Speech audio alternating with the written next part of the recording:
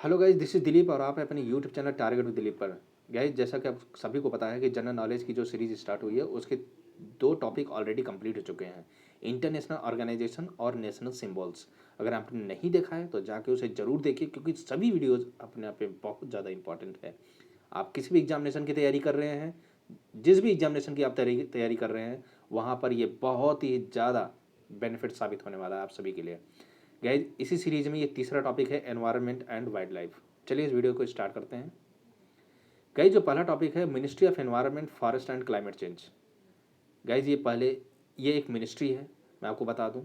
और ये Indian government ministry है, यानी ये भारत की मिनिस्ट्री है। और ये 1985 में इसका फाउंडेशन हुआ था। और मिनिस्ट्री ऑफ एनवायरनमेंट और फॉरेस्ट के नाम से ये पहली बार जाना गया। पहले इसका नाम मिनिस्ट्री ऑफ एनवायरनमेंट और फॉरेस्ट था। इसका हेडक्वार्टर नई दिल्ली में है। गाइज, इसका काम क्या है, ये मिनिस्ट्री करती क्या है? ये मिनिस्ट्री एनवायरनमेंट से रिलेटेड सभी चीज़ों की प्लानिंग करती है, उसके लिए रिस्पॉन्सिबिलिटी है। यानी इसका रिस्पॉन्सिबिलिटी है कि एनवायरनमेंट से रिलेटेड जितने भी प्लान बनाया जाए वो ये मिनिस्ट्री बनाएगी। एनवायरनमेंट को कंजर्व करने के लिए जो भी इसको प्रमोशन करना होगा ये प्रमोट करेगा। जो भी प्रोग्राम चलाना ये चलाएगा, उस प्रोग्राम के थ्रू ये प्रमोट करेगा एनवायरनमेंट को, कि एनवायरनमेंट डिग्रेड नहीं होना चाहिए, एनवायरनमेंट का मिसयूज नहीं होना चाहिए, एनवायरनमेंट के जो रिसोर्सेस हैं, नेचुरल जो रिसोर्सेस है, उसका आवश्यकता से ज़्यादा उसका दुरुपयोग नहीं करना है। यानी उसका दुरुपयोग नहीं करना है, उसको सस्टेनेबल यूज करना है।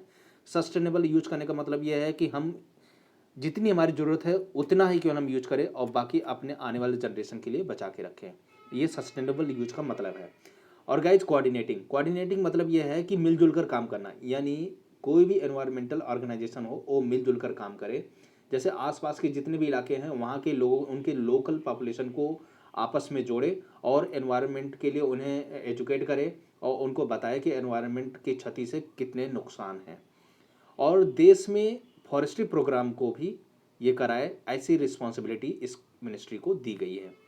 गाइज, एनवायरमेंटल डिबेट होना चाहिए देश में। हर देश चाहता है कि एनवायरमेंटल पे डिबेट हो, क्योंकि एनवायरमेंटल सबसे बड़ा मुद्दा है। क्योंकि आपको मैं बताना चाहूँगा कि इंदिरा गांधी जब पहले कार्यकाल इनका था as a prime minister of India, तो हर कोई, आप देखते हैं जब भी इलेक्शन होता है कि हर कोई पॉलिटिकल पार्टी के जो लीडर होते हैं वो अपनी एक एजेंडा रखते हैं, एक अपनी मैनिफेस्टो रखते हैं। उसमें बताते हैं कि भाई ये टॉपिक पे आज जब मैं प्राइम मिनिस्टर बनूंगा तो इस पर मैं काम करूंगा। तो जब इंदिरा गांधी जब प्राइम मिनिस्टर पहली बार बनी थी, पहला कार्यकाल था, तो उसमें नेशनल पॉलिटिकल एजेंडा इनका यही था कि एनवायरमेंटल पे ये डिबेट करेंगी, एनवायरमेंटल को डिबेट में लाएंगी। पहली बार इन्होंने इस बात को इंट्रोड्यूस किया था। और गाइज, मैं बता दूं कि चौथी पंचवर्षीय योजना 1969 से 1974 के बीच में ये हुआ था। इसमें ये घोषणा किया गया, ये बोला गया कि एनवायरमेंटल से रिलेटेड जो भी इशूज हैं उनका व्यापक मूल्यांकन किया जाएगा और उस मूल्यांकन के आधार पर ही हारमोनियस डेवलपमेंट की जाएगी। हारमोनियस डेवलपमेंट मतलब इको फ्रेंडली डेवलपमेंट किया जाएगा, मतलब हम विकास भी करेंगे और एनवायरनमेंट को नुकसान भी नहीं पहुंचाएंगे। इसको बोलते हैं हारमोनियस डेवलपमेंट।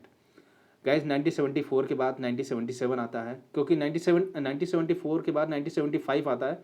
75 टू 77 इसके बीच में 21 महीने का इमरजेंसी लगाया गया था पूरे देश में। आप सभी को पता है इमरजेंसी बहुत ही पॉपुलर वर्ड है जो कि भारत में जाना जाता है, क्योंकि उसमें इंदिरा गांधी की सरकार थी।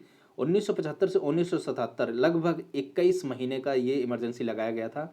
उसमें ये बोला गया कि गांधी जी ने कहा कि आर्टिकल 48 को कॉन्स्टिट्यूशन में जोड़ा जाए। और ये क्या बताता है आर्टिकल 48A? ये बताता है कि हर स्टेट, यानी सभी स्टेट इस बात को सुनिश्चित करें, इस बात के लिए प्रयास करें कि वो एनवायरनमेंट को प्रोटेक्ट करेंगे और एनवायरनमेंट से रिलेटेड जितने भी इश्यूज हैं उसमें उसको इम्प्रूव करेंगे, एनवायरनमेंट को इम्प्रूव भी करेंगे और देश की जितनी भी वाइल्ड लाइफ और फॉरेस्ट हैं उनको सुरक्षा भी मुहैया कराएंगे, मतलब उनको सुरक्षित भी रखेंगे। गाइज, मैं आपको बता दूं कि 2014 मई 2014 का वो समय था जब मिनिस्ट्री ऑफ एनवायरनमेंट और फॉरेस्ट को ये फील हुआ कि क्लाइमेट चेंज हमारे देश में हो रहा है। क्लाइमेट चेंज होने से बहुत सारे नुकसान हैं। क्लाइमेट चेंज का मेन जो कारण था, जो इसका मेन जो पीछे रीजन है, वो ग्लोबल वार्मिंग है। ग्लोबल वार्मिंग का जो मेन वजह है वो ग्रीन हाउसेस गैसेस हैं। तो इसके बारे में भी ये 2014 में ये जिक्र हुआ तब जाके इस मिनिस्ट्री का नाम चेंज हुआ और मिनिस्ट्री ऑफ एनवायरनमेंट फॉरेस्ट से बन गया ministry of environment forest and climate change ये जोड़ा गया मई 2014 में, क्योंकि उसके बाद पता है फिर पेरिस एग्रीमेंट हुआ था जो कि इसी क्लाइमेट चेंज पे ही ये मुद्दा आया था, तो इसीलिए 2015 में पेरिस एग्रीमेंट हुआ था क्लाइमेट चेंज से रिलेटेड। ठीक है गाइज। मैं आपको बता दूं कि ministry of environment forest and climate change के अंदर कुछ ऑफिसेस होते हैं, कुछ इंस्टीट्यूशन होते हैं, कुछ अथॉरिटीज होती है, कुछ बोर्ड होते हैं। सब ऑर्डिनेट ऑफिसेस कौन से हैं? सब ऑर्डिनेट ऑफिसेस का मतलब है कि इस मिनिस्ट्री के साथ और कौन कौन से ऑफिसेस इसके साथ काम करती हैं।